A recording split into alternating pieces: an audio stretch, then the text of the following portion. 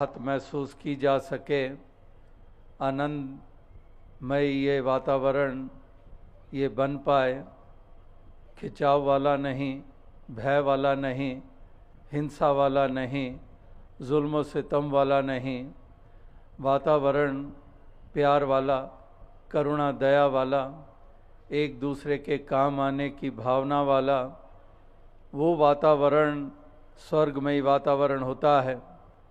इसीलिए धरती को जन्नत, धरती को स्वर्ग बनाने की जब बातें होती हैं तो इन भावनाओं के बगैर संभव नहीं है।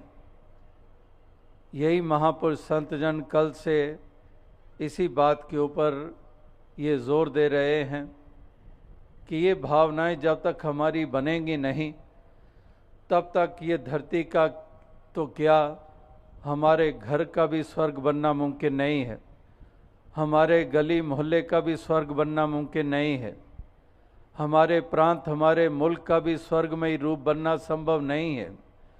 दुनिया और संसार की बात तो छोड़ो। तो इसलिए इन सुंदर भावनाओं का होना बहुत ज़रूरी है। हृदयों में अगर वो बस जाए तो फिर वास्तविकता में एक सुंदर चाल इंसान के द्वारा चली जाएगी। वो वही इंसान जो परिवार के अंग के रूप में है, समाज का हिस्सा है, इस देश का वासी है और सारे संसार के जो मानवीय परिवार जिसको हम कहते हैं उसका हिस्सा होकर ये हर जगह पर दूसरों के लिए वरदान साबित होगा। क्योंकि एक इकाई ही सुंदर रूप धारण कर गई तो वही इकाई फिर किसी रूप में भी है, उसने औरों के लिए सुख का कारण बनना है। तो इसलिए एक इकाई, दो इकाई नहीं, एक सामूहिक रूप में अगर यही एक इंसान इन गुणों से युक्त हो जाता है तो वही फिर धरती के लिए वरदान बन जाता है। और अगर ऐसा नहीं, इससे विपरीत भावनाओं से युक्त है, वो तो फिर हम नज़ारे देख ही रहे हैं कि यही इंसान दानव और शैतान बनकर इस धरती को पलीत कर रहा है।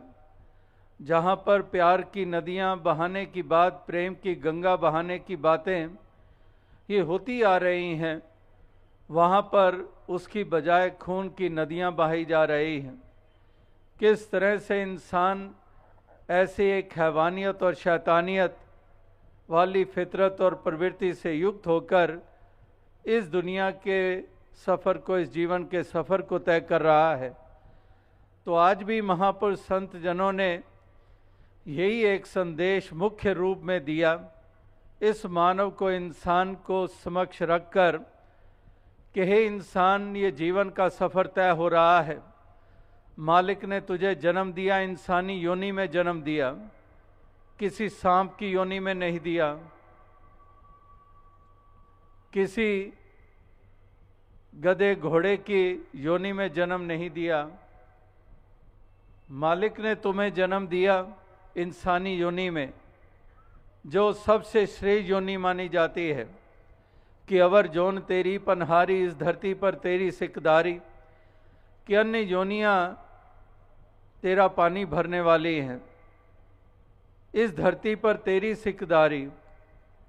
तो ऐसे अमोलक जन्म को तूने पाया है, इसमें मालिक ने तुझे भेजा है, इंसान के घर तुझे जन्म दिया है, एक मानव का रूप तुझे दिया है, जिसके कारण ये कहा गया कि बड़े भाग्य मानुष तन पावा, सुरदुर्लभ सदगंत ही गावा, कि ये बड़े भाग्य की बात है कि तुझे ये मनुष्य जन्म मिला है। इससे ऊंचे भाग्य और क्या होंगे। 84 लाख योनियां हैं धर्म ग्रंथों में जिसका जिक्र है। अगर 84 लाख योनि कोई नहीं भी माने, अक्सर कह देते हैं, दिमागी खेल खेले जाते हैं, कितने तर्क वितर्क सामने रखे जाते हैं और कह देते हैं कि गिने हैं 84 लाख योनियां जो बयान किए जा रहे हैं।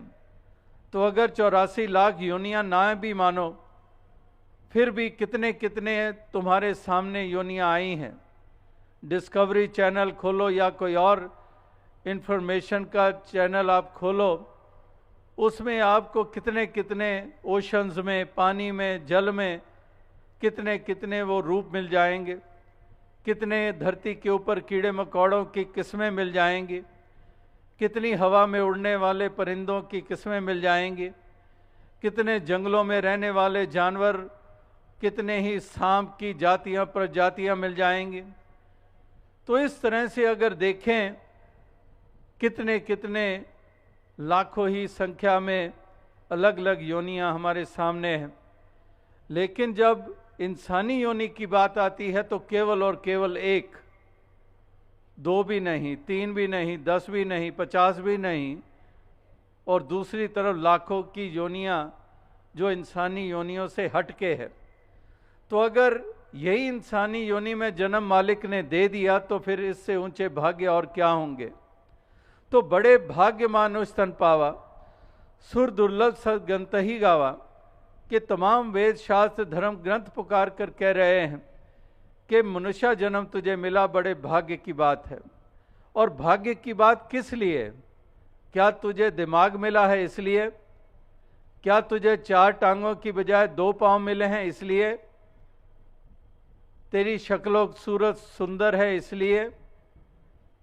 नहीं, बड़े भाग्य मानुष तन पावा का मतलब इस संदर्भ में है कि जो मालिक ने तुझे ये अवसर दे दिया है, ये मौका दे दिया है कि तू अपने आप की पहचान कर सकता है, तू अपने मालिक की पहचान कर सकता है। ये सुनहरी अवसर के रूप में देखा गया है। इसीलिए वो भी कहावतें आपके सामने हैं जो बचपन से हम सुनते आ रहे हैं कि हीरे जैसा जन्म है कौड़ी बदले जाए, कि जन्म जो तुझे मिला है ये हीरे जैसा जन्म है। लेकिन अगर हीरे जैसा जन्म पाया और इसकी कदर ना की तो फिर यही कौड़ी मोल इसका पड़ता है। और अक्सर इंसान अपने ही हीरे जैसे अमूल्य जीवन का मोल कौड़ी डालते हैं, क्योंकि वो इस सत्य की तरफ नहीं बढ़ते हैं, क्योंकि वो मानवीय गुणों से युक्त नहीं होते हैं, क्योंकि ह्यूमन वैल्यूज से उनका कोई सरोकार नहीं है, क्योंकि उनके जीवन में प्रेम करुणा का कोई नामो निशान नहीं है, क्योंकि वो अहम अभिमान में जीते हैं, क्योंकि वो संकीर्णताओं में जीते हैं, क्योंकि वो तंग दिलियों में जीते हैं, क्योंकि वो दूसरों को कीड़े मकोड़े समझकर उन पर जुल्म और सितम करते हैं, कुचलते हैं, मसलते हैं। धर्म का नाम लेकर, मज़हब का नाम लेकर, जाति का नाम लेकर, भाषा का नाम लेकर, या थोड़े से सिक्कों के लिए, थोड़ी सी जायदाद के लिए अपने ही भाई की जान लेने पे उतारू। पिता जिसने पाला पोसा है उसकी वसीयत किसी और तरफ ना मुड़ जाए, उसकी उससे पहले जान ही ले लो। तो इस तरह से इंसान में ऐसी वो फितरतें जाग चुकी हैं जिसके कारण उसने अपने ही जन्म का मोल कौड़ी डाला है, किसी दूसरे ने नहीं, खुद डाला है। क्योंकि खुद नहीं जागा, क्योंकि खुद नहीं संभला, क्योंकि खुद वो मानवीय चाल को नहीं अपनाया, तो फिर किसी और ने थोड़ी, तूने खुद ही अपनी इस अमोलक जन्म का मोल कौड़ी डाला है। क्योंकि केवल और केवल दुनिया और दुनियादारी तक तूने अपने इस सफ़र को सीमित रखा है, इससे आगे नहीं निकला है। तो इसलिए महापुरुष संतों के हमेशा से ये वचन आते रहे हैं कि इंसान इस जन्म को पाया है तो यह एहसास करके मूल्यवान है। पौड़ी छिटकी हाथ ना आए, मनमुख अहला जन्म गवाए, कि ये मनमुख मत बन, अज्ञानी मत बन, एक जागरूकता को प्राप्त कर ले। जाग जा, उठ जाग मुसाफिर भोर भई, कि उठ जाग जा, रात्रि नहीं है, सुबह का वक्त है। इंसानी जन्म पाना यानी कि सुबह का वक्त है। उठ जाग मुसाफिर भोर भई, अब रैन कहाँ जो सोवत है। ये सोने का वक्त नहीं है। अब तुझे इंसानी जन्म मिल चुका है, ये भोर हो चुकी है, ये सवेरा हो चुका है। अब तू आंखें खोल ले, अब तू जाग जा। उठ जागृत, उठो जागो, अराइज एंड अवेक। जैसे स्वामी विवेकानंद जी के ये मुख्य वचन ये अक्सर हमें पढ़ने को मिलते हैं कि arise and awake, do not be in slumberness, awake from the deep sleep you are sleeping in, no more slumberness, awake, the awakening has to take place in your life. उत्थिष्ठ जागृत, उठो जागो और प्राप्त कर लो जो प्राप्त करने लायक है, जान लो जो जानने लायक है, कदम वो उठा लो जो उठाने लायक है। तो इसलिए वो जागना जरूरी है, उसमें स्थापित होना जरूरी है। इसलिए जगाने की बात महापुरुष संत जन करते आ रहे हैं। लेकिन इंसान की ही फितरत युगों युगों से रही है सोने की।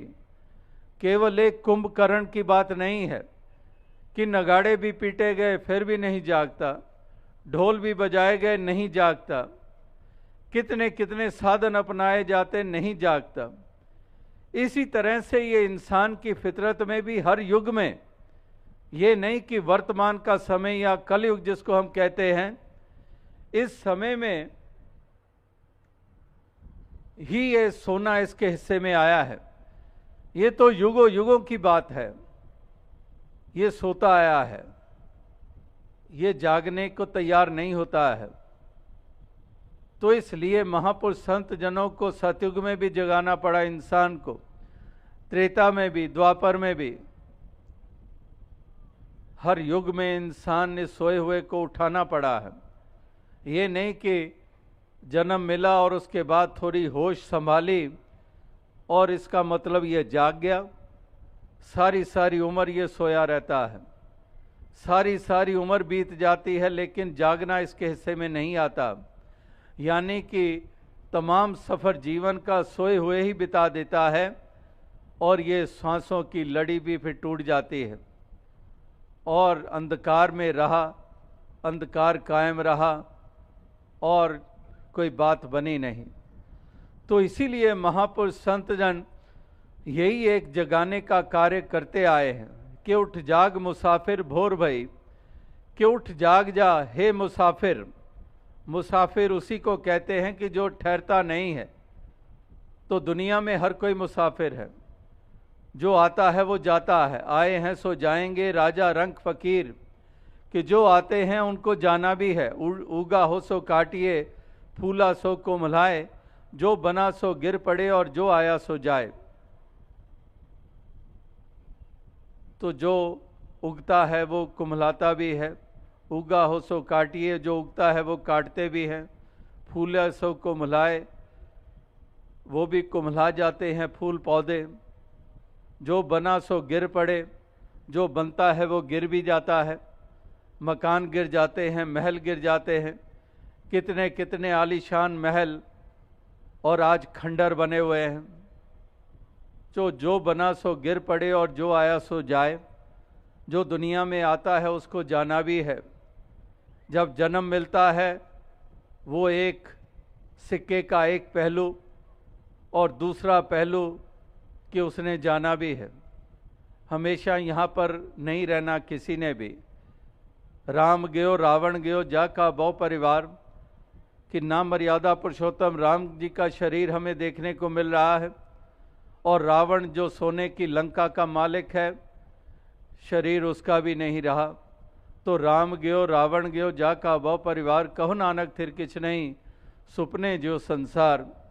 यानी कि वही बात, जो आए हैं सो जाएंगे राजा रंग फकीर। तो हर किसी को जाना है, कोई हमेशा नहीं रहने वाला है। तो इसलिए महापुरुष कहते हैं कि बाजी जीत लो।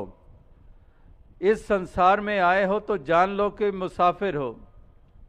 डड्डा डेरा ये नहीं, ये तुम्हारा डेरा नहीं है।